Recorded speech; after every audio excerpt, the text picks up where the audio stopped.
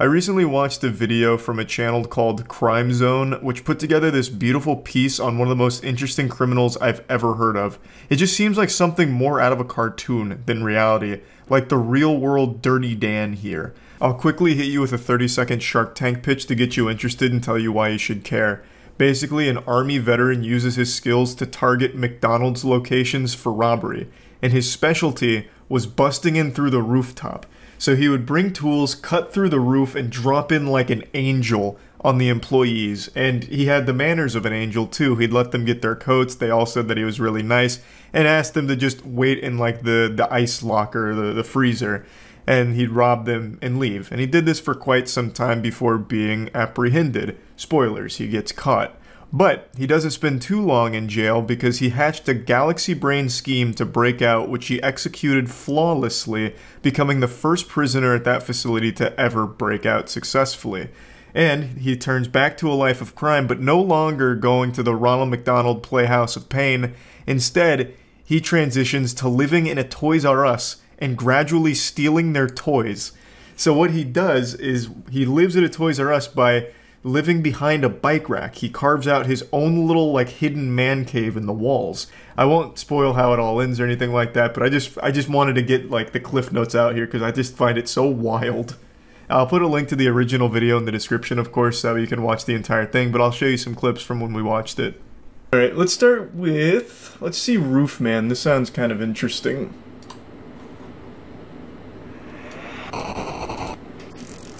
I do love criminals that hide in attics and shit. Nigel and Luke here, and welcome to Crime Zone. Unbeknownst Quick question, is there still a massive breakfast rush for McDonald's? I remember when I was a kid that was the shit, but I feel like McDonald's has just such steep competition these days for the breakfast slot. Do we have any other, like big McDonald's breakfast enthusiasts here? Because near me it's kind of just like, no one cares anymore. Overwhelmingly yes. Wow. I just think the McDonald's breakfast has really fallen off. It's like Netflix stock, but for food. Once he had the cash, the masked robber walked all of the employees into the cooler where they were locked inside.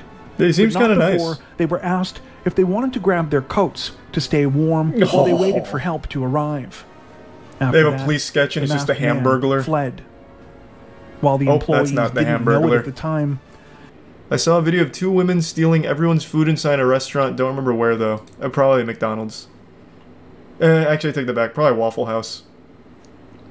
Waffle House is a restaurant you go to and you're just looking for fights. And maybe, like, a waffle or two. I think it's a Prime Sun City. So this is basically the only fast food specialized robber is what I'm getting.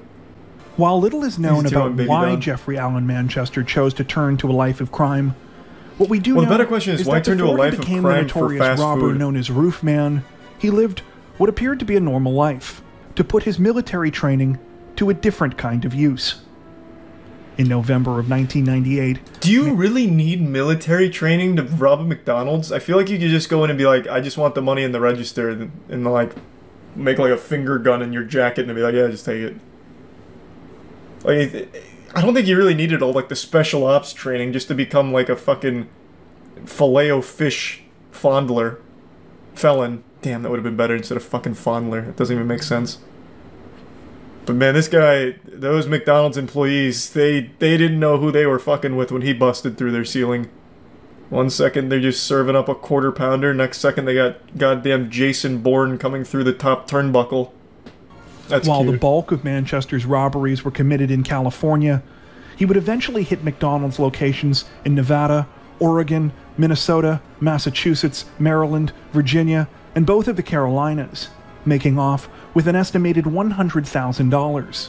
Manchester would use tools to cut a hole in the roof of the location, dropping down anywhere from 10 to 15 feet. So what? I still am super confused on why the roof.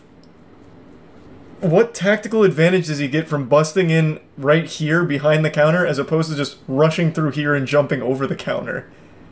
Just like the element of surprise? No alarm? I guess, but there's still employees there either way, right?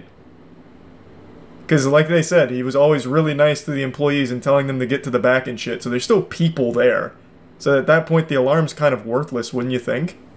When they caught up to him a short time later, he was still carrying his rifle as well as a nylon bag containing drills, pry tools, hammers, and all of the cash he had stolen from the 2 McDonald's locations.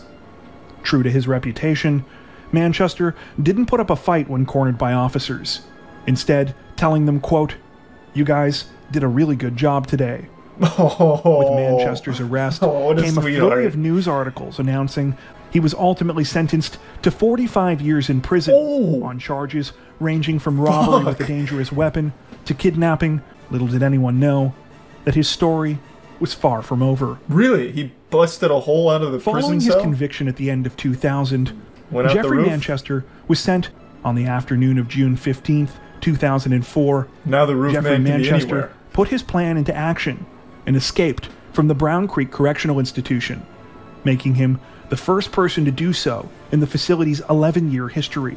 Hey, that's pretty Once good. again, well, 11 years the isn't roofman super long. was That's still free. good.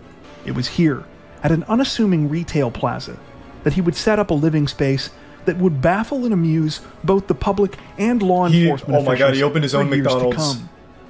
A For his franchise new owner. home, the roofman chose a Toys R Us store located in a complex called the Triangle Shopping Center, Nice. just off of Monroe Road. He raced remote control cars on the roof in the middle of the night, rode bikes around the store for exercise, and managed to get most of the nourishment that he needed by stealing and eating baby food. Toys R funny- Us had all kinds of snacks. He didn't need baby food. I remember back in the heyday at Toys R Us, you could get like fucking pounds of Doritos and shit. My man's over there just eating like meat sticks and apple mush when he could have been feasting on Doritos and Oreos. This man just said, fuck it, I want the Gerbers. Thanks for some Dreadnought in the prime elbow. This actually seems like something out of Codename Kids Next Door. Like one of the villains infiltrates a toy store that the kids are shopping at in order to torment them and scare them at night. Man's actually the boogeyman at the Jeffrey's Play Palace here. I have looked literally everywhere in the world for a single picture of this man's laboratory here. You know, Dexter's lab kind of shit. Because the way it's described in the video and the way it's described by the authorities, it sounds fucking incredible. He had baby monitor surveillance spy systems set up across the store to keep eyes on everyone, all the workers and all the customers and everything. He had so many toys and shit and a really elaborate setup with running water all in his like secret man cave in the Toys R Us walls. I want so badly to know what that actually looked like. I can't imagine a world where they didn't take pictures of it. They'd have to, right? Like, it's evidence. So surely those pictures exist somewhere, and I am begging any authorities that were involved in this case to just release the photo evidence. Let us see it. Let us just take a gander. I have to know what his little secret lair looked like here in this Toys R Us, because it must have been so fucking cool. Or maybe it's overhyped and it was actually just like a really small like coffin of a couple of toys that he'd stay at. Who knows? But it just sounds so impressive and I would love to know what it looks like, but unfortunately I can't find a single picture of it anywhere. I can't even find like a single like artistic interpretation of it from anyone from the scene. Nothing. But I know those pictures have to have existed. So I hope someday they surface. And when the holiday season rolled around, no one donated more to the congregation's toy drive than he did. Of course, these toys were actually all stolen from the store where the roofman was hiding who's out. gonna miss the toys though, huh? It was during this time that he realized he could tunnel directly through the store's wall into the adjacent unit, which just so happened to be an abandoned Circuit City. This time, maybe this guy is responsible for Toys R Us and Circuit City going under. After they found out that this man was living in their walls for... It's been almost a year, I think, now. They just got so fucking paranoid that the business started sinking. God damn. What a cool setup, though. That is like the most early 2000s shit imaginable. Like, that is your early 2000s shopping starting kit. Toys R Us, Circuit City, and Radio Shack. The only thing he's missing is a Blockbuster. Then he tunnels underground and goes right to Blockbuster or some shit. he also added more baby monitors to add to his makeshift surveillance system, Holy and even shit. installed a smoke detector and piped in water from the Toys R Us next door. Wait, Many reports- how would nobody ever hear that? He piped in his own water line? How would he be able to successfully do that? It's not like, it's not the hardest thing in the world to do that, I guess, if you tee off of an already existing line, but still, I feel like you'd absolutely hear that, because you have to like drill into the walls and shit, and you have to tee off that pipe. That's kind of crazy. Yeah, I mean, I guess just doing it like in the dead of night without anyone being around, you'd probably never notice. In order to continue to travel between the Toys R Us and the Circuit City as he pleased, Manchester left the tunnel between the two units intact. I bet so many kids saw him behind the bike rack and just got scared and didn't say anything. In with the walls on both sides. On December 26th, he decided it was time to pull off the big robbery that he had been planning. Unfortunately for the roof man, when he tried to pull off the crime, things did not go according to plan. Similar to the 2000 robbery in Belmont, when he held up the Toys R Us, employees were able to contact police sooner than he anticipated. Manchester responded by punching her, stealing her gun, and running away. That's aggressive. Amazingly, he used to be so nice. The roof man seemed cornered, he managed to escape through his trapdoors undetected. It's unclear whether or not he returned to the hideout within the Circuit City, identified him as the man who had been going by the name John Zorin, and were shocked to discover who he really was. In a bid to cover his tracks, Manchester burned down a dentist office where he had gotten his teeth fixed while on the run. How does that... He worried that police would be able to find his dental records there. Okay. This had the opposite effect of what he intended. Prison really changed and only made investigators more suspicious. Manchester showed up, believing he would be able to see his girlfriend one last time before continuing his life on the run. He arrived with flowers, but was arrested by waiting officers before he could make it inside the apartment. Manchester is currently incarcerated at the Central Prison in Raleigh, where his projected release date is December 4th, 2036. Do you know of any other cases like this that you think we should check out? What a cool story. Tell us about them in the comments section below. Thank you for watching. That prison is 5 minutes from my house. Bro, you might want to move just in case the roof man gets out. He'll start living in your walls. Sleep in fear, man. Sleep in fear. Oh, finally some real karate. Jesus. This is like when I play Tekken. Damn. Holy shit. Finally, two deadly warriors. A new challenger. Jesus. Same stance. I see they were all trained by the same master. Oh, God. Who's next? A 9-year-old? Wow, this is a big mismatch. Don't use your legs, use your size advantage. Hey, don't listen to me, I'm not your master actually, I'm not your sensei. Do what he taught you. He seems to have trained you well. I like how they only let him go for like 20 seconds just to make sure nobody accidentally hurts each other so that way the master and the dojo aren't responsible for it. Does this not look like a high school gym? No, it's most certainly a high school gym. Where else are you going to train martial arts? I feel like I'm watching a David Attenborough segment. Like when the bees are swarming the wasp. Good, good. Sure, okay, when the police get it, we'll see. Yeah? We'll see, okay? Yeah. Okay, yeah. I think the police are going to be on his side if you're stealing. You shoplift here. You can't shoplift here. Yeah, why not? Why not? It's a law, I guess. Shoplift here. Go ahead and watch what happens. Put me in the parking lot. I can't tell if like she's an age illusionist. I can't tell if she's like early 20s or late 40s. Stop it! Even her mom and dad are like, well, she kind of deserves it. No. No, no. Let me go! Oh God, the demon's coming out. I'm working. She's what's He's got her with the holy takedown. Stop it. Don't bite him either. Stop it. Thanks, referee. You're being filmed, man. Wait. Watch your mouth. Be a gentleman. Okay. Who's she, his coach? Remember your training. This is not the way of the Force. God bless the cameraman, finally. This dude deserves Employee of the Month here. Graphic warning, that's... Suspect gets naked as meat falls from his pants. That certainly does sound like Florida. If I was confident in their blurring ability, I would watch that, but I'm not. Sophisticated method. All right, They just crash the car through the front and just start grabbing shit. Investigators say Is Unhinged Melinda Ford, aka Puffy, is about to hit the dressing room of a Bell's department store in Florida. That's fucking awesome. She's like a kingpin. In the store. Last year, we were given access to an It's Puffy. unfolding investigation to a crime Stealing that another starts $40 in with shirts. sleight of hand, and that's why Sergeant Jim Ostachek from Ooh, the the Cole County Sarge. Sheriff's Office has spent nearly a No month shoplifter has ever tracing survived an Puffy encounter with the Sarge. store to store.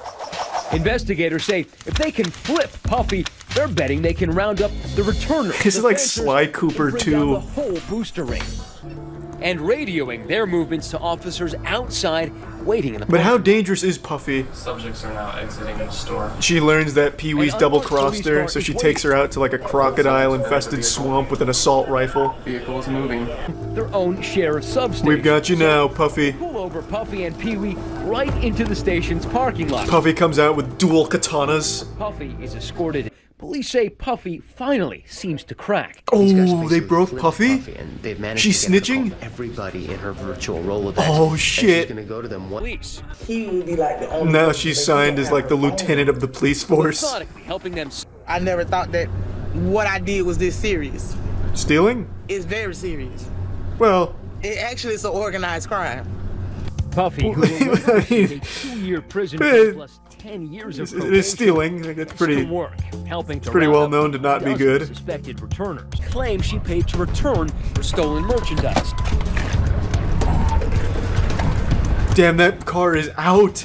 Her husband just left. 33-year-old Fuck you, Carol. is also one of them. She would Damn, this is like the end of an Ocean's 11. 24 months of probation. God damn. Don't tell me it's filmed like this. Much better. Put a finger in his asshole, it'll calm him down.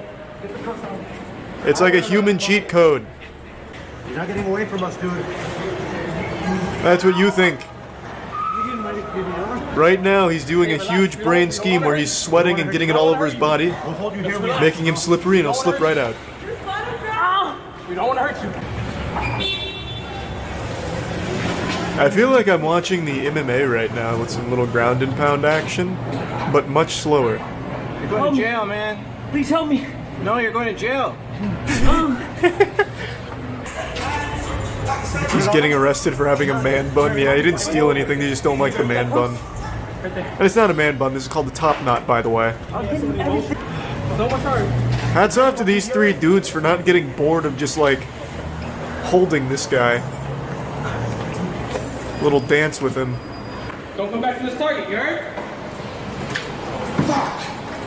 He just gets hit by a car. Why is it called held at gunpoint? Oh, it's not over yet. What the fuck? This is 12 minutes?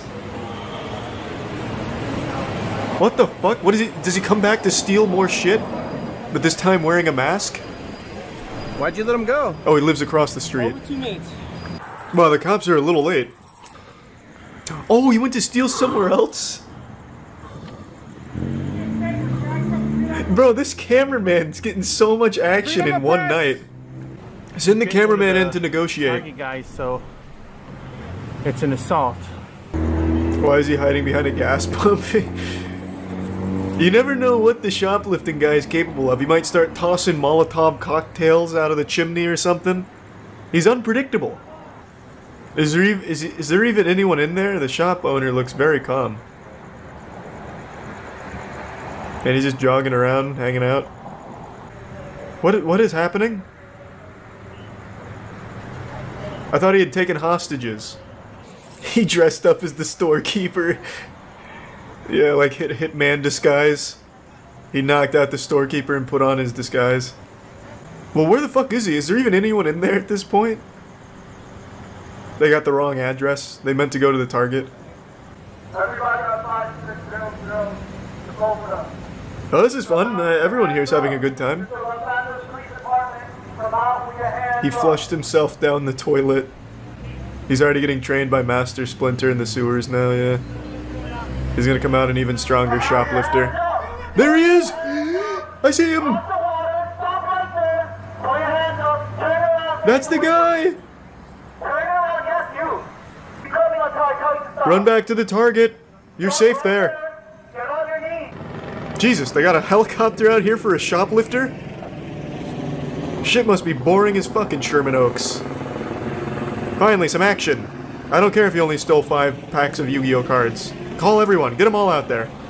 I don't know if it's movies or Grand Theft Auto 5 that's rotted my brain, but when I think of bank robberies, I always picture some absolutely massive event that's thoroughly planned and it's a huge deal. Like when I hear, oh, a bank got robbed, I'm expecting the follow-up sentence to be, and then Spider-Man stopped the robbers. I've just always imagined bank robberies like it's straight out of a cartoon, you know, high-tech security, damn near impossible to pull off successfully. You know, you see like an Ocean's 11 movie, you're like, wow, no one's ever going to be able to actually rob a bank like this, huh? They've just always made it sound so fucking wild, saying things like, alright, we're going to need a 20-person team in order to pull this one off successfully, boys. The target is a 15-inch thick steel titanium concrete vault door that's protected by a retina scanner and biological deposit box for fingernail clippings, and it'll only accept it from the head honcho of the bank. You also have to sing the fast part to Eminem's Rap God, and if you fuck up a single lyric, the alarm sounds and the FBI's swarming within 30 seconds. It's also protected by a moat with 45 crocodiles inside and 24/7 security, and they're all ex-Navy SEALs. We're gonna have to be in and out within 5 seconds. The job is simple. You know, like, in my tiny reptile brain hears all this and I'm like, wow. Well, no one's ever going to be able to actually rob a bank, huh? For some reason, I've just been under the assumption that banks in the real world have similar security protocol. Obviously, not with, like, all the sci-fi security protocols, like infrared laser beams everywhere that you have to dodge. I've just been under the assumption that they're highly protected and robbing them is still extremely difficult. But in reality, that's just not the case. Bank robberies happen all the time, and they are nothing like they are in the movies. I want to show you a recent bank robbery that happened in Orlando. This is about a week old. You have to see this to believe it. Yeah, that's right. Your eyes aren't playing tricks on you. The alleged bank robber is Mr. Incredible himself. This dude threw on the Incredibles t-shirt, popped on the shades, and said, "It's showtime." And this was a successful robbery, by the way. I'll explain his method in just a moment, but here's the security camera footage showcasing the culprit. And he got away with it for now. He wasn't caught. He's still at large. So if you do recognize that man, make sure to call that Crime Stoppers hotline. Now you're probably scratching your head wondering to yourself, where was the robbery? Charles, you forgot to show the climax. You didn't show where he actually robbed them. But you're wrong. You just witnessed the robbery. That was the entire operation. The extent of his plan was to go into the bank and ask for the money.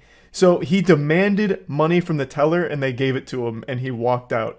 That's how that bank robbery went. He didn't flash any weapons. I haven't read any reports about him making threatening remarks or anything like that. They just explained that he demanded money from the teller, which he received, and then fled the scene. Now, the use of the word demanding in the reports leaves a lot of wiggle room for what could have been said or done from the guy to get the money. You know, maybe he went in there and was threatening the employees or seemed to just be like this menace. Maybe he treated it like a Call of Duty Xbox Live lobby and got real loud, vocal, screaming this and that. And I have always said it's never worth risking your life for the business you work at, you know? If someone comes in there and they're saying, you know, empty the register, you're gonna get it, bub, it's best just to comply. What's the point in risking life and limb for the business you work at? It's simply not worth it. Plus, insurance covers all of it for the business anyway. So it's just, you really shouldn't be, like, willing to die for your job, I would say.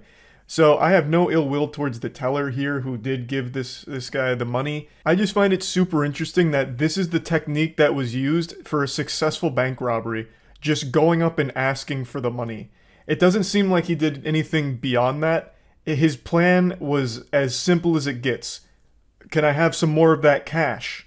In fact, I'm not asking. Give me more of that cash. And they did. So I decided to look into it a bit. And it turns out all bank tellers are instructed to always follow the thief's instructions no matter the case, whether a weapon is produced or not.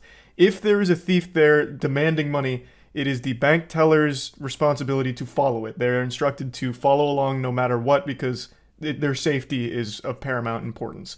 So that caught me by surprise because I wasn't sure. I knew bank tellers always had to go along with like someone who shows a weapon or something. Like they're not going to try and, you know, make a holdout and challenge them to a fist fight in order to disarm them or anything. I just thought like they had to produce like a weapon or some kind of threat or like reasonable showcase that they're going to cause a problem. I didn't realize that if they even just hinted at wanting to rob them, that they had to follow along. So that was a little surprising to me, but it makes complete sense, and I completely agree with that ruling as well. However, I still think this guy's planning is lackluster, to say the least. He didn't even make an attempt to conceal his face. The closest thing he has to a disguise is just some sunglasses he picked up at the gas station, probably on the way to the bank. Now, I don't want to undersell the importance of his wardrobe pick for the day. I think the Incredibles shirt really sealed the deal. There's a good chance this crashes and burns if he's wearing just like a normal Abercrombie & Fitch shirt or something, but he threw on the Incredibles shirt. That right there adds like a +10 to intimidation. They didn't know who they were fucking with, and they weren't taking any chances. So he got away with it for now. He's managed to elude authorities, as I understand it. So overall, just like a really goofy, wild story that I happened to stumble across today and just wanted to share with all of you. This is not at all how I imagined bank robberies going in the real world. I very rarely have ever read about any in the real world, aside from like the big ones where there's getaway cars, like massive police chases, shootouts. You know, I haven't heard of any like this, so I just found it to be pretty interesting. That's about it. So yeah. Boy howdy, do I have a wacky story to share with you today. On today's episode of I Can't Believe It's Not Florida, we have the story of a man in New Jersey who crashed his car through a police station while listening to Welcome to the Jungle. So I'm guessing he had that song cranked to max volume and the adrenaline was pumping in his body. The song was reaching its crescendo. It's about to go into the chorus, and then this guy's eyes roll into the back of his skull. Welcome to the Jungle summons the spirit of Evel Knievel, takes the wheel. The demon of speed is there, puts the pedal to the metal, and just crashes into the police station. And then he like celebrates, kind of. It's an unbelievable clip here from the surveillance camera footage.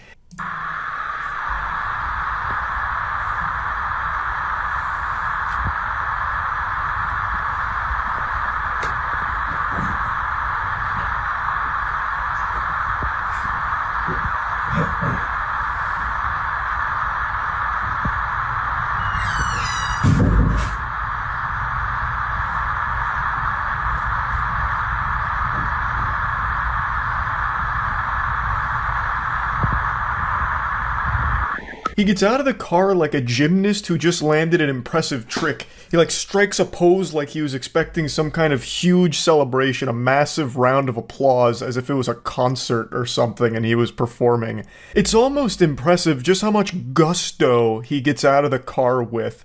I don't know what he was expecting to happen next. Man thought he was in an audition for Expendables 5, I guess. He's a fucking action movie hero. I have to wonder what he thought would happen next. Maybe he expected them to let him off with a warning because it was so cool. The officers would come out there and just be like, brother, that was the most badass thing I've ever seen. Fist bump. God bless America. Now get out of here. This is your warning. But unsurprisingly, they didn't just slap him on the wrist and send him on his way. He is facing potentially life in prison, not only for this incident, but he actually did something very similar previous to this. This isn't his first rodeo with crashing a car into a building. So apparently he had crashed his gold Toyota SUV into a garage of a private residence to try and scare and harass the homeowner, which he is still facing charges for right now. So this fucking dangerous, unhinged goofball treats motor vehicles like they're missiles. He is just blasting these into any building. Nowhere is safe. You know that statistic that gets tossed around from time to time about how you're more likely to be killed in your chair in the living room than you are on a plane, in a plane crash? I'm starting to believe that now, because with this kind of person out there in the wild, you never know when a car is going to be just crashing through your walls like the Kool-Aid Man, like a fucking torpedo, and just hitting you in the living room out of nowhere. Like, that is just, it's incomprehensible. So he's built up quite an impressive resume here with a lot of charges to his name. So for the first incident, he's facing burglary, criminal mischief, possession of a weapon for an unlawful purpose, and harassment. And now for this one, he's facing a terrorism charge, which carries a minimum sentence of 30 years and a maximum sentence of life. causing widespread injury or damage, aggravated assault, burglary, possession of a weapon for an unlawful purpose, and criminal mischief. The punishment fits the crime here. It's not like these are exaggerated charges. He just blindly blasted his vehicle into this building. He had no idea if there was going to be people on the other side of it, which could have easily killed people. So yeah, all of these charges really fit the crime. He is not safe to be in society, especially not behind the wheel of a vehicle. Now, one other thing I find shocking about this footage is how calm the officers are in responding to this. They make it seem like it's just routine, as if cars are just crashing through their walls every hour of every day. It's like they just get out there and they're annoyed, like bothered. Oh, jeepers. Jiminy Christmas. Another one? Alright, come here, son. I can't believe you've done this. Oh, bother. Alright, book him. Now we're gonna have to clean up another wall. I just don't know how it's possible to be that calm in that situation. They just look exhausted. They look tired and annoyed. Whereas, like, that would be the most shocking jump scare imaginable. Jump scares don't scare me in horror movies or horror games or anything like that, but this would probably actually have me shit myself. 100% I would stain my britches. That is the most unexpected thing to happen. And it's not like that's immediately what you would expect the sound to be. Like, they were in the room over, so they would have just mainly heard it as opposed to see it right away. That must have sounded like a bomb going off. My first thought would be that we had just been hit by a drone strike or something. I wouldn't immediately think like a car came through here or something. Like that I would be in a panic. I would be inconsolable. I'd be shaking. Meanwhile, these two officers here walk out like they'd just been rudely interrupted from their nap. It's just wild to me. Also, something I didn't mention, I mentioned that he had previously crashed into another building, a private residence. Well, what I didn't mention is that first crash had happened only minutes prior to this one. So this guy was just on a rampage. He must have been looping Welcome to the Jungle here, and it was bringing the worst out of him. Now, they haven't disclosed what the motive could have possibly been for crashing into the police station, but here's where I come into the equation, because I'm about to crack this case wide open. This is what I think happened. This is my theory. I got the corkboard up with a bunch of red lines drawn to a bunch of different scenarios. So let's piece together what we know for sure. His first crash into the private residence was due to a disagreement with the owner, and it was meant to scare and harass them. I think right after he committed to that, he knew shit was not going to go well for him, so he wanted to go out with a bang. So then he drove a few minutes away to the police station and turned himself in the only way he knew how, with Welcome to the Jungle sending him off like a WWE walkout song and a giant fucking explosion here of crashing through the building. I think his motive was truly he had just ruined his life prior by crashing through the private residence, and he just decided to go all in into the lunacy and then crash through the police station. That's what I think happened here, because there's no other potential explanation that I can think of, not even in the realm of science fiction. Like, I can't think of, you know, maybe a possession or something, or like some kind of alien event or anything to try and explain away what could possibly have led to this. I really think it was him knowing that he had already committed a serious crime, and he just, I don't know, decided to go even harder for it and just call it quits by driving through the police station. Or another very likely explanation is he has severe mental illness and completely fucking snapped. That's also very possibly the case here. Who knows? I am excited to see when they finally reveal the motive, because he doesn't seem like a man who's going to be, you know, tight-lipped. It doesn't seem like he's going to be hard to get the truth out of. He probably told them at the police station why he did it. They just haven't said to the public yet. He literally got out and celebrated like he just scored a fucking touchdown in an NFL game, right? This isn't a guy who's going to be super hard to get to the bottom of with his reasoning. He's probably an open book who will just tell them why he did it. But yeah, anyway, I just had to share this story and clip with all of you because, my goodness gracious, that is like something you would see as a fake headline in the background of a movie or a game or something. Just something that people would make up because it sounds ridiculous, but it actually happened. So yeah, that's really about it. So yeah. Spooky vid time? We can see what Mr. Nightmare's up to, sure. 5 most disturbing videos taken in an attic. Of course, it'll usually be dismissed as house settling noises, Because who would ever imagine that someone or something would actually be up in your attic? Or, God forbid, on your roof, right? Ooh, hold on. Before this gets going, I think I already know one he's going to show. He's going to show that one we watched a while ago from Inside Edition where the neighbor made a secret passage into their attic in order to watch them sleep. And the guy put in like a GoPro camera to watch him, and it's just like this weird bald guy who looks like Schmeagol from Lord of the Rings, just like crawling through and looking down at them. You guys remember him? Man looked like he was perpetually covered in a thick film of grease. And then he got arrested, and I think his the punishment was he's not allowed to do that again. Like, I don't think he went to jail or anything, he's not allowed to go back to their house. It was basically, hey, can you not go into their attic? He got caught because the father noticed one night that there was a light coming from his attic, and it was the guy with a flashlight looking down or something. It was crazy. Shit was wild. He's a tier 1 crustacean. These videos may make you want to install cameras.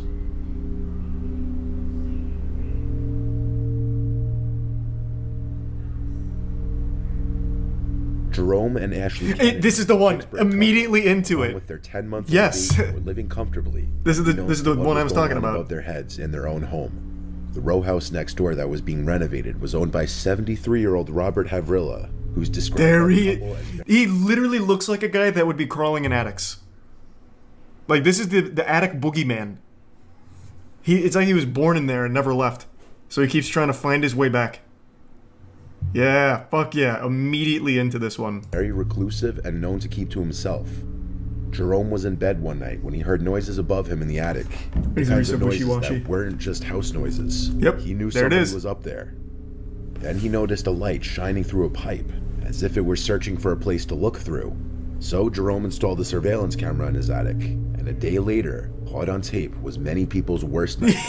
His neighbor Robert in his attic, carrying a power drill, looking into the bedroom. His neighbor had made a removable wall to gain access to their attic. It wasn't just the attic, though. Jerome also found perfectly round holes in the common wall between the two row houses. The shapes indicate that Robert the neighbor was drilling holes through the wall. Cops were called, and Robert was charged with stalking and trespassing, which he pled not guilty to. Robert's attorney made a statement that his client had no bad intentions. He claims he was in the attic for maintenance reasons connected to his renovations, not to peep on anyone or do anything malicious. Yeah, he looks like he's renovating up there. No, you see, Your Honor, my client was actually up there looking for lost Pokemon cards. With the recent boom in prices, he realized his grandchildren must have had some good ones that he stored in the attic at one point. There was nothing weird about it. And the fact that he had a flashlight while looking through the pipe into the neighbor's house is truly just a coincidence and a misunderstanding.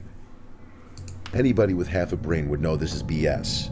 The many holes drilled in the common wall and through the ceiling in the attic were without a doubt meant to spy on his neighbors. Strangely enough, it appears Robert was aware of the camera that Jerome had placed, as he looks right at him. It's like an alien. So why he continued to do what he did is unknown. When the window doesn't provide a good view of what it could be, he decides to go outside for a better view, and this is what he sees. Let's see. Oh, it's gonna be Slender Man. I feel it. The fuck is that? Oh, well, this shit is fake. Damn. Wait, what is that? Something from a Studio Ghibli movie? What am I looking at? Hey! It's half ahead of what looks to be either some kind of creature or perhaps somebody wearing a mask.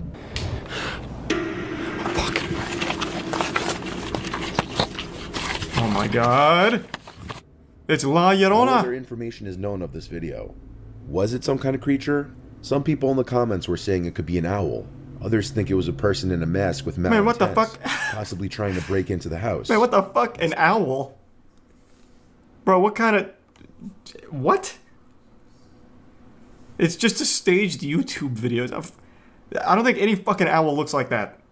And his dad sounded concerned and told him to go upstairs and check on the hot water heater, which is actually in their attic, a very uncommon place to find a water heater. Steven's dad was worried that something was wrong with the water heater and that the sounds he was hearing were coming from it. So Steven obliged and proceeded to go up into the attic, but not without recording. Well, that's another fake one. Mr. Nightmare's always done, like, real shit from everything we've seen. And the first video here was real, but the last couple here have been fake. Or at least this one seems like it's about to be fake. Steven checked the water heater and saw that it was completely fine. He then appeared to be leaving the attic, and that's when he heard a sound that caught his attention.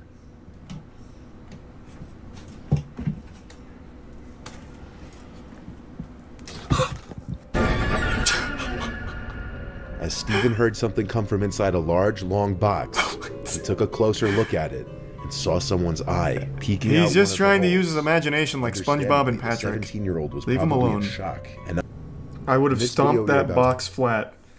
No, you would not. You would not.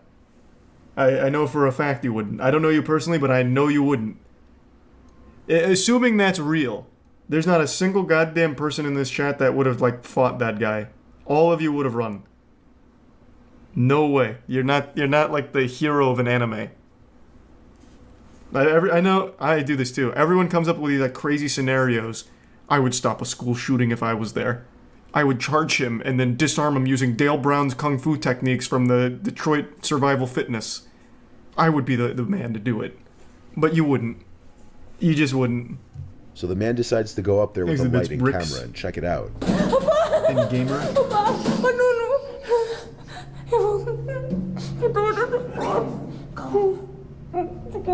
that Ray William Johnson? The man looks around for several minutes but doesn't see anything out of the ordinary. As the wife is clearly very distressed and scared, the man maintains a calm, reassuring demeanor about the situation. What's going on with the audio? They're going through a tunnel? Oh my, wait, that was actually Gollum. That is literally Gollum. It appears to be the wrinkled, gray face of an old man, peering down at the couple for a very brief moment, with an eerie expression. It quickly disappears back into the darkness above, going undetected by the couple. Some people believe that it may have been a homeless elderly man who was taking refuge in the couple's attic. No, I don't think it is. I don't. This is like a weird stock asset of, I guess, Dobby the house elf. That is not a wrinkly old man. This dude like looked down the ladder like a boss fight in Dark Souls. He just like swung his head over out of nowhere. It's not like a wrinkly old man. Plus the guy that went in the attic would have seen him. Yeah, gotta climb on that. God, what oh, it's like an infrared. I feel like I'm in an AC-130 right now. Like that Modern Warfare mission. Good lord.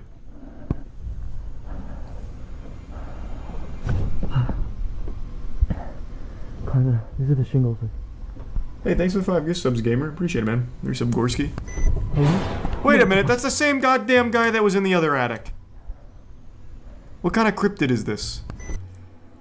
The attic bald man? Oh my god.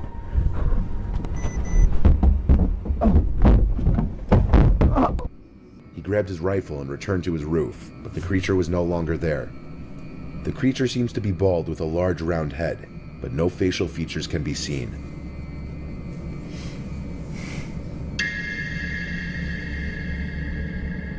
Damn. Well, one of those videos was real. The other 4 were also real. Goddamn, there's an epidemic right now of rakes living on people's roofs, I guess. Fuck, we're gonna have to do something about that. The website was created by Craig Newmark in 1995. Holy shit, wait, that's the Craig? That's Mr. List himself? I've never looked up the history of Craigslist. I thought it was just like a random name they pulled out, because Craig is super standard, like very generic NPC kind of shit. Nice. But you'd be surprised to know that in 2018, the website had at least 60 million monthly users in the US alone. So with all these people interacting on the site, it's no doubt that some horrible ones slipped through the cracks. Welcome to the dangerous world of Craigslist criminals. Philip Markoff. What? Philip Markoff. Wait, what is that? Wasn't there a guy who put his nudes in a desk he sold on Craigslist? That's fucking big brain. I mean, maybe. Probably, I guess. I don't know if he did it on purpose, man. He was just selling his desk and probably just forgot about his dick pics, man. Was that like a big story or something? I could absolutely imagine that happening. Shit probably happens at garage sales all the time. Though if we know anything about murderers, it's that they look average. He was a big Not 6'3" always. white male that was Sometimes known by they his look friends exactly being a like what goofy, you'd think smart they would. guy. Not only was he goofy, but he was incredibly smart when it came to schooling, as he was in the National Honor Society, though he wasn't as smart when it came to hiding evidence. Let me explain. Hey, fun This fact, man I would was go on also in the Craigslist, National Honor go under Society. the erotic Just services saying. section, set up dates with But I girls don't really who were use Craigslist. advertising themselves in the Boston area, escorts, and robbed them at gunpoint. Though one sadly ended up being killed, which There's a was Prime Weston Silver, Copley recent Place. Cairo. Once he entered, he pointed a pistol at her, handcuffed her with zip ties, and robbed her. Keep in mind, this dumbass wasn't wearing a mask. Not only that, but he was wearing black gloves to cover his fingerprints, but was persistent on removing his phone number from Trisha's phone, and I guess the gloves are too thick so he couldn't really type, so he removed the gloves to type, and the fingerprints were on the phone. It's like, you dumb mother... He then tied her to the doorknob from the inside, taped her mouth shut What a while strat. leaving fingerprints on the roll of tape. He also took a knife out of his pocket and cut the hotel phone lines. He stole $800 in cash and her credit cards. He also picked up some of her underwear that was on the floor, put it in his pocket, and left.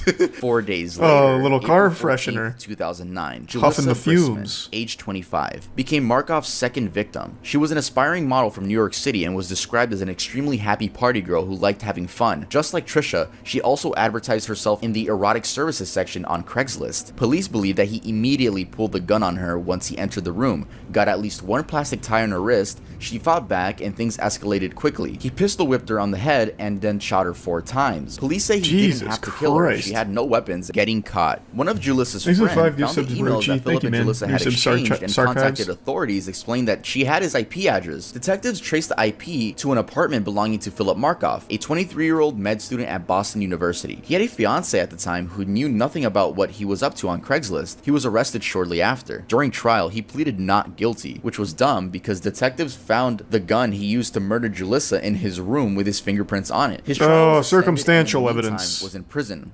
On August 15th, 2010, 1 year and 1 day after his wedding would have taken place, Markov was found dead in his cell. He had used a knife made from a pen and a piece of metal to cut arteries in his ankles, legs, and neck. He had also swallowed toilet paper and tied in a plastic bag over his head with gauze. Additionally, This dude he had did written his 8 former different fiance's suicides. name and their pet. This dude killed himself in the jail, which would have been a happy ending, but sadly he had to kill a girl, right? Let's move on to the next one. God damn. So that's like 8 different ways of killing himself. My God, he used every ounce of that med student knowledge. Jesus. How long ago was that? What year did he say? I imagine this had to be during like the height of Craigslist. Because I remember like, they're all, 2009? Is that what it was? Okay. I remember back in, God, it must have been high school. When was the big Craigslist killer that got a lot of press? I think it was high school for me. And when that happened, everyone was like, yeah, it sounds about right for Craigslist. Do people still use it for services and shit? Like, do people still advertise this kind of shit on there? Because like I said, I haven't used it in a while. Yeah, they do? God, this gotta be the riskiest shit ever. Why? Bro, just fucking, like, pass out flyers at a gas station or something. You're a lot better off. Because even in high school, all of us were like, yeah, I mean, that's pretty much what you'd expect from Craigslist services. Just a bunch of fucking psychopaths. I don't know why you would trust that. It's terrible. It's scary. I use it for cars. Well, yeah, you can buy shit from Craigslist, man. I don't think you're gonna run into a guy who's gonna, like, fuck your shit up over a beat-up bug or anything. Like, you could probably buy cars if you want. I'm talking about the services category. Anne-Marie Linscott. In November 2007, Why does that name 3 sound so California familiar? residents were searching Craigslist for job opportunity. During the email exchange, Linscott, who was a Michigan resident, asked each of the 3 individuals responding to her advertisement to quote-unquote eradicate a woman living in Oroville, California. What the fuck? She put up a hitman ad on Craigslist. She provided additional information on big word for that, eradicate. Of the victim, That's not just like kill or address. Linscott beat. offered a hefty payment That's upon completion big. of the quote-unquote. In April of 2007, things began getting extremely scary. A Molotov cocktail with a fuse was found under the bed of the man's wife, named Carol. Thankfully, it didn't go off. Then the Craigslist ad we were talking about was made. A Molotov cocktail time bomb? Assassins to eradicate a 56-year-old woman from Oroville named Carol. The price? $5,000. An extremely popular public website. Anne-Marie, you should watch these videos right here in case you really want to hire a hitman. I made videos talking about it. That was a joke. True, he does give like tutorials, I guess. And also watch The Dangerous World of 4chan Criminals. So those 3 people that engaged in the ad called the authorities, and then the authorities got the FBI involved. Anne-Marie Linscott was sentenced to 151 months in prison, aka 12.5 years. That means she was released last year in 2021. Wow. So Anne-Marie, if you're watching this, let me tell you right now, Craigslist isn't the way to go. It's not really what the cool kids use anymore. If you want to get on a website that everyone uses to hire hitmen, then go to tubmerch.creator-spring.com. Oh, what a plug. On that website, like, you get hitmen like Brown. Jason Brown was a 25-year-old man in 2014 and would find thrill out of adopting dogs that were looking for homes and torturing them until death. I won't be getting into details on how exactly he recorded everything. The recordings were only seen by the judge, the lawyers, and a detective. But in the video, Brown could be heard saying that this was his house of pain, and he wanted to turn them into a fur coat. Brown is heard saying in one of the recordings that he found dogs through Craigslist and looked for, quote, pets free on the ads. So he would just go on the search term, just claimed that he couldn't remember committing the acts because he was injecting heroin, methamphetamine, and cocaine during more than a 2-month-long binge. The recordings were taken by Brown as well as then he can't be held accountable. Jason Brown was sentenced to 28 years in prison. Hey, and fuck I know what you guys just said. You said, that's it? Yeah, I know, right? I don't know either. This fucker deserves life in prison. That's so much more than I thought it would be.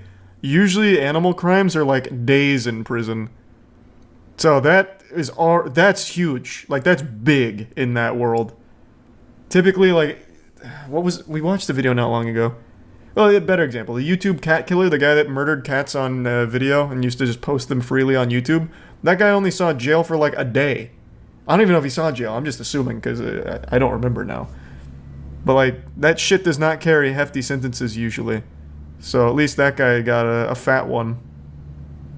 I still haven't seen Don't Fuck With Cats. That's not who I'm talking about. I'm talking about the YouTuber. I even made a video on him like a year or whatever ago. I forgot his name. Pollution, I think. Yeah, that's what. Pollution. That kid, like, he wasn't in jail for any length of time at all.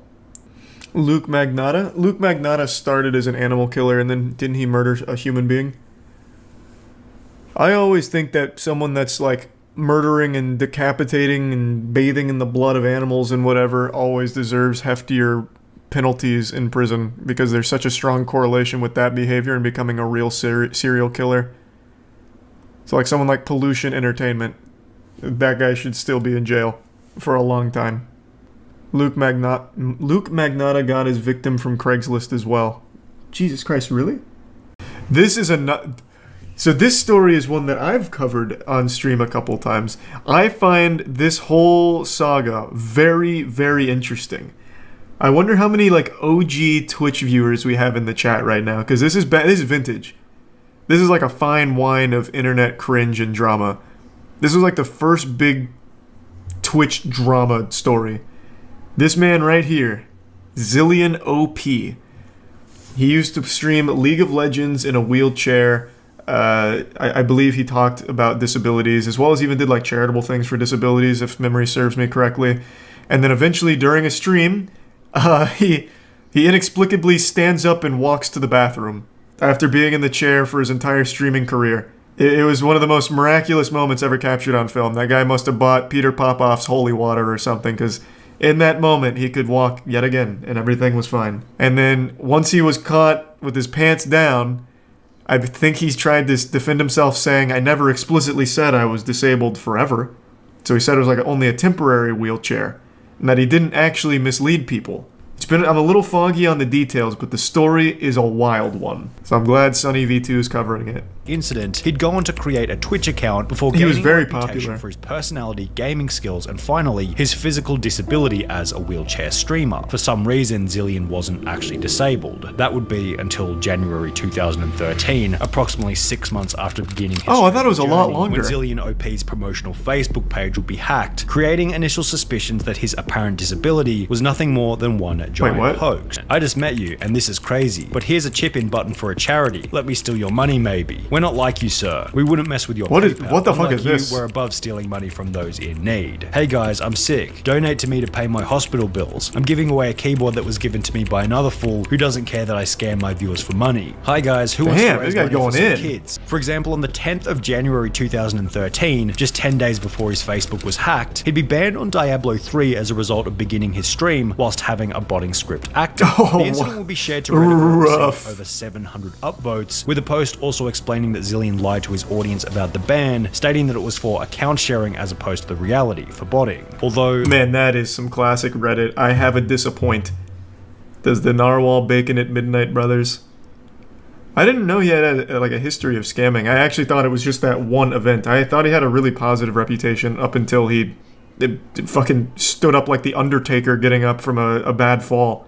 Just raising from the wheelchair and going to get a snack or whatever. 4 months later, on the 5th of April 2013, something would happen while Zillion was streaming, proving this Reddit comment correct, whilst ending Zillion's entire career in the process. Watch, check it out. Get on your mount and follow me. Maybe I don't want to follow you. God, this clip is classic. Our dog, oh my god! We took our dog, like, to the fish shop today because the dog loves just. I can't believe it! Oh, I am. Oh my god! Anything is possible! If you believe that actions speak louder than and then a words, poltergeist Zillion turning his camera tilts the camera to hide his empty wheelchair was basically we the weren't same meant to as see him that. saying, I've just exposed myself doing something that I definitely shouldn't have been doing. However, the chat would continue to discuss what they had just seen, and seemingly in a state of panic, Zillion joined the discussion by both gaslighting and lying to his audience about what had just. So how do you even come back from that? Like, okay, everyone knows Twitch chat has some of the dumbest fucking people of all time. That's just the internet in general. And of course people were going to defend him, but how?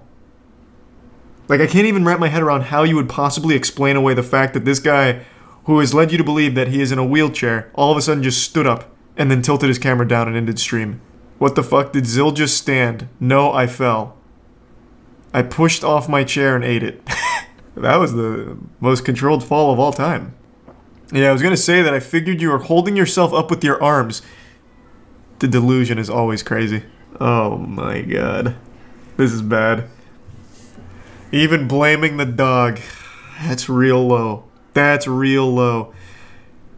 And this just makes me lose any amount of faith in, like, common sense here. They all just watched him stand up. He didn't fall. And the dog pouring water on his wires wouldn't all of a sudden knock his webcam straight down.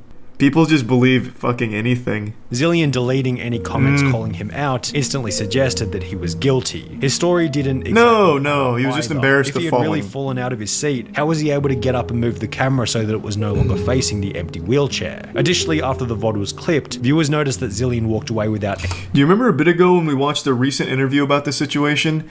Yeah, I can't remember what he said though. It was like an hour and a half long and I can't remember a fucking word that he said about it. Do you remember? Because I don't. I'm sure it'll be in this video, but let's just get a little, you know, deep into the manga here. Because he had some kind of, like, outrageous excuse or something. The earthquake was so intense that it wobbled him to steady feet the entire time. Like gyroscopic. So, what a day. I wake up to be informed of what has happened. I read all the articles, all I can say is karma. You deserve everything you have coming to you, Zillion. I do hope you put those legs to use and get a real job. You owe a lot of people money now. What I find funniest about this is your terrible cover-up of it all. The streaming business is a much better place without creeps like you in it. Oh, and by the way, this isn't James. It's Matt in brackets Hypno, you fool, with Hypno being an old friend that Zillion used to stream with from around 1 year prior. I called it. I knew it'd be a friend. So it is reprehensible. His actions are a huge slap in the face to Twitch community members with real disabilities such as Aaron and groups such as Able Gamers who have helped spread a message of inclusiveness and positivity to not only the Twitch This is a really good statement from Twitch as a whole. Twitch should do shit like this now. Like, if there's a really bad actor and they do take a stance against it, this is a good statement. Like, this is actually a good PR piece. But this is 2013 Twitch. Maybe they don't have this same group here. There's Zillion. He has legs. We got Zillion. It should be. Nice. It's live. They're gonna go nuts. They're gonna be like, "What, Zillion?" Because no one's seen you since it went. Knows what I look like at this point. He has no beard. Look at this. No beard. Look at how much he lifts. Interestingly, he Zillion had upgraded. also shaved his 20. However, this would change once again when the internet would discover a channel that looks suspiciously familiar, going by the name of It's Bluish. The streamer running this suspicious page was clearly Zillion, and it would hilariously be the person who originally hacked his Facebook page in 2013, who would once again expose him. Damn, this guy's like the Batman. Subreddit in a post. Zillion's his Joker. Me at concerts, me out traveling, me out doing everything. This was just like I was in a wheelchair. I did get better, and I am obviously no longer in a wheelchair. Unless for some reason Zillion had lived a year of his life in a wheelchair for the sole purpose of looking disabled prior to beginning his streaming journey, it was basically confirmed that Zillion was most certainly disabled, or at least had been temporarily. Throughout the interview, it feels as though Zillion is speaking in a way that's truthful. It doesn't feel like he's trying to hide anything. So under the assumption that this whole discussion wasn't yet another lie, here's what they discovered. Firstly, Zillion wasn't lying about either the car accident or needing to be in a wheelchair. I was in a wheelchair for 2 years. I was in a car accident, which put me in a wheelchair for more than a year prior to streaming. Okay. And therefore, the disability was never when you are integrating your disability so much in stream that it may have put off a certain image that you were wheelchair bound when you weren't. Are you willing to admit that perhaps? The big thing is, I remember now when we watched this, he still tried to cover it up by saying he fell out of the chair because he didn't want to admit he didn't need the wheelchair anymore. So it's still entirely his fault for misleading everyone. Like, even to the bitter end of that channel, he was still lying when he stood up, and it was accidental. He didn't want people to know. If that didn't happen, he may very well have done that for forever, years down the line, until he fucked up. So it's, again, it's not like it was just, it was an accident. I didn't want people to, you know, it wasn't like I was trying to hide this. I guess I just was a victim of my own hubris for trying to battle these things in private, and I should have shared more. Well, no, he blatantly lied. Like, he did blatantly lie when he stood up. He tried to say he fell, the dog spilled water and ate his homework, which is why the webcam tilted down. So, I still think that it is entirely scummy. However, it did seem like Twitch was in the process of unbanning his OG Zillion account, so perhaps he'll have another opportunity to do his stream the right way in the future. Yeah, I mean, I didn't really address the lying about it at the end when he was revealed to be no longer wheelchair bound. But yeah, that is a wild story. I do remember that one as it unfolded. It's always nice to get a refresher on exactly what that was. Neither of them. Oh, Steve from Blue's Clues is out. Judge Buzzard springs into action. And it's on. Like the judge is going after them on foot himself. The two escapees are in handcuffs and prison-issue sandals. Oh, he ate shit. He's like the Terminator out here. This bright orange clue here. He's just slow riding it. Made it to the 3rd floor. Uh-oh. Here he comes. Man, this guy loves justice. Second, just 1 floor away from freedom. Oh God! Buzzard is gaining some ground. Judge Buzzard! About to fucking eat him! Oh! The judge tackles the lagging defendant just outside the exit to the building. Both have second-degree escape added to their their charges. There you go. I didn't try to escape to get out. I tried to escape to get well, and I tried to do what I could, do what I could do to get my drug addiction. What? We're heading out to Jackson, Michigan. Okay. I mean, I guess that makes sense. He was just running from the courthouse to rehab. He didn't want to wait. This man, Jacob Larson. This incident's a violation of a restraining order against Jacob. All those messages were like, a lot of them were like last year. Man, you really can't afford like a usable camera here. This quality is abominable. It's like a fucking picture of Sasquatch. 4 months earlier. Yeah, I know, but it's like this, like, fatal attraction. Are there even people here? This is just like a video game glitch, like when you go out of bounds. I told you. You know what? I told you to leave her alone. And apparently that... Oh, please fight again. God damn it, I want to see it again. You're going to jail for You and her are all... You know what? You got a bad attitude. You had a bad attitude last time you were in court.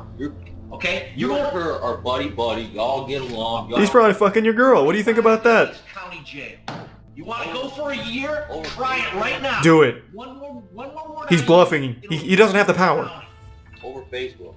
You're going to jail for a year in the county. 365 days county jail. You can't do it. What do you mean you can't? It's crazy how many people say you can't do that. He's the fucking judge, like, what do you mean? This man can tell you if to stand on a corner with your butthole flexed in front of a traffic light if he wanted to. Put your hands behind your back. Get to know you all too much. I'm a good corporate. That's all right. 93 days. It holds true. The quickest way to tell when someone's an insufferable asshole is when they call themselves a good person or a nice person. That's how you immediately know that you will never like that person, and they certainly are not good or nice. As he pulls out what appears to be... He's going in! No one seems to notice until... He's making a statement. He lights up, and this time it's noticed immediately. Hey! We the people deserve better. Oh, what a hero. My man. Hey! We the people deserve better. And on that day, weed was legalized. Taken away by the court officer, slapping Boston with a disorderly conduct charge, as well as another charge of possession. But he can sleep easy at night knowing that he was on the side of justice and brought change. The joint that changed everything. There's a lot of things that you can do, and your life doesn't have to be over. That is a useless law, but that was such a fucking dumb idea. Like, what did he expect? My god, he's so brave. That's it, I'm changing the law right now. Apparently here's some snickering from Casal's family sitting in the gallery. What the fuck? You can go too. Whoever can sit here at a tragic moment like this and laugh and smile. No, throw her in jail, fuck that. If I was a judge and heard that, she'd be going right to jail, fuck her. You cannot come down what to a the piece of Frank shit. Hall of Justice. Ma'am, you are being taken into custody for criminal contempt. Your disruptive and disrespectful behavior disrupted today's proceedings, and you, ma'am, are going to the Wayne County Jail for 93 days for direct contempt. Now that's what I'm fucking talking about. Well, it's been a while since I've had a full-blown justice boner, and that just triggered it. I wish it was more than 93 days, though. Donna seems to have learned a serious lesson from just one night behind bars. Don't you fucking dare let her out. Miss Coulson, is there something you'd like to say? Yes, I deeply apologize. In fact, laugh at her. Laugh at her. Laugh in her face. A hearty belly laugh. Ho ho ho. Ha ha ha. Judge reprimands father of 40 children. Holy shit. 40? Next, we're in Miami, Florida, where Judge Nushin Safey's about to recognize a familiar name on her bond hearing docket. Johnny Ray Smith Jr. Oh my God. These two have a storied history, and you're gonna hear all about it. In that same case, Smith revealed to the court that he had fathered more than 30 children. God damn. Remember, she was pregnant and she had another kid, so I'm at 40 now. Holy shit. All of a sudden, two people in the chat are like, wait a minute, it's my dad. No, listen, I never went back to the house. I never called. You didn't listen to anything I said. No, I did. I left. She seems a little interested. She's playful with you. You might be looking at another 10 children coming up soon. Charges today, as well as the allegations before the court at this point. Just make it clear that my history with him is as a judge. Mr. Smith. You're not staying there, correct? So what is he here for? Just to like brag about how many kids he has? Mr. Smith, sister with 2 kids. Condoms, use them. Okay. That's fucking nuts. 40 kids. Subscribe. Holy shit. Man caught with drugs in the courtroom, huh? filled with some kind of powder. He's not entirely sure what it is. So he has it tested. He snorts it. It turns out to be cocaine. Jackpot. So the court... Are these the potential suspects? And this man steps up to the gate. Watch closely as he moves his hat. One more time. Why would he bring cocaine here? And put it in his hat, of all places, the worst place to put it. Thanks for being a fan of Court Cam. What a fucking horrible idea. That's like the one place and one hiding spot you would never want to use. Man gets 100 days for sassing the judge. Good. Let's see the sass. So I'm to raise the bond. I hope he earned it. I actually have a car that I'm trying to sell on Craigslist. Stop talking. I'm gonna give you a public defender. Hey, he was just trying to sell his car. Next up is Michael Ray. He committed a crime just to plug his car. 4 charges. Your Honor, the county's requesting $25,000 full cash. Hey, thanks for the 5 gift subs. Everyone loves Ray. Thank you, Ray. You think that's funny? I think that's hilarious. Sarcasm won't get him a reduction, and the judge lets him know it. I was lucky I didn't hold him in contempt. Ray just had his bond doubled. Nice, let's triple it. But as he re-enters the hallway, and then he can negotiate it down. Bring him in. This guy's watched way too many anime moments here. He thinks he's like really badass. Ray's language isn't the only thing to upset the judge. According to court officials, the defendant also gave her the middle finger. When, sure enough, Ray comes back for more. Here he comes. Sir, I'm holding you in contempt for what you did. What you holding me in? And so... You shut up, man. All right, you can take it back.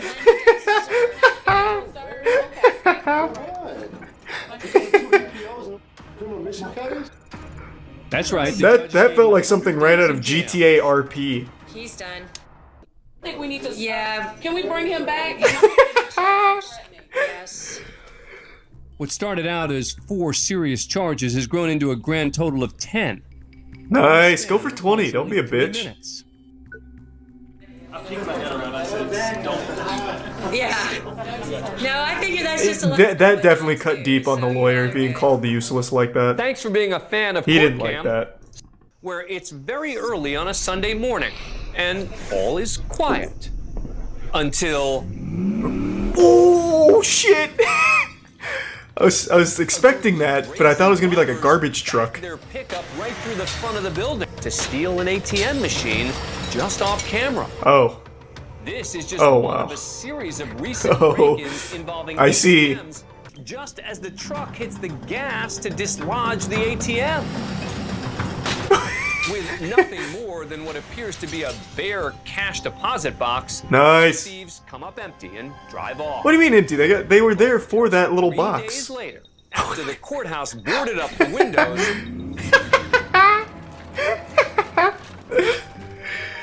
This is some fucking straight up Tom and Jerry shit. Finish the job. Angel Lopez, Thomas Ortega, and Toby Perkins are arrested and charged with theft. Could they have woken the guy in the top left up for his mugshot at least? Their lookouts. Thanks for being a fan of Court Cam. Subscribe to Holy A&E shit. So they actually did get money out of them? Isn't it extraordinarily difficult to actually break into one of those? Like, here, let me see. What would I type in to find that? Maybe this would work? Well, yeah, now it just looks like I'm planning a crime here.